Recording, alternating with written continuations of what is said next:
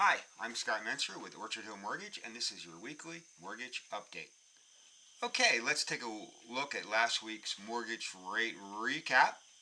Mortgage rates improved last week as both wholesale and consumer inflation came in better than expected, causing markets to bet that the Fed will not need to raise rates a second time before the end of the year. Okay, let's take a look at this week's mortgage rate forecast. Mortgage rates are not likely to move much this week other than some normal small day-to-day movement. We aren't likely to see any big moves in rates ahead of the Fed meeting next week, with little in the way of economic data and the Fed speakers all on a blackout ahead of the meeting. There is a fairly good chance we could see rates improve a bit further with next week's Fed meeting for those that have time to wait and see. So it's going to be a steady week for rates. What's affecting rates this week? Two items: economic data and the Fed.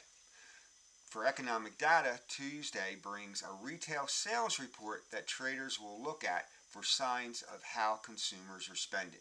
But other than that, there is no data this week that is likely to affect mortgage rates.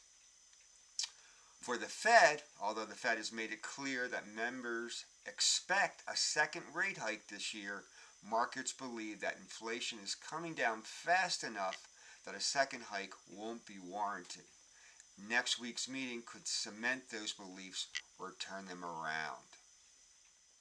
Alright, I just wanted to give you my 2 cents on where rates are going and how they're being affected by the Fed.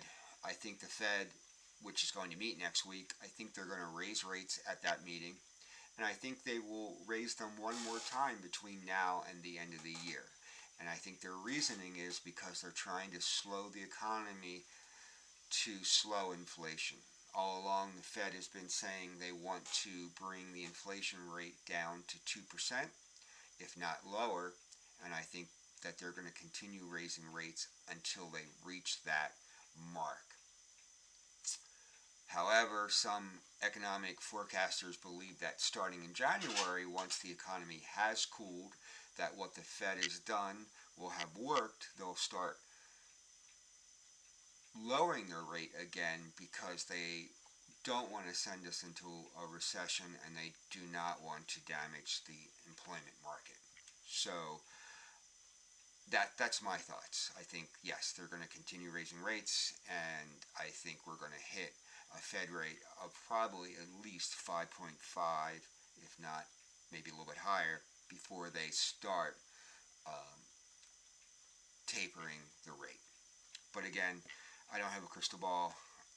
This is just a game of wait and see, and we're just going to hurry up and wait and see. Just my thoughts. Well, that's all I have for this week. Thanks for watching another edition of the Weekly Mortgage Update. I'm Scot Mentzer, Orchard Hill Mortgage. Hopefully I'll see you again next week.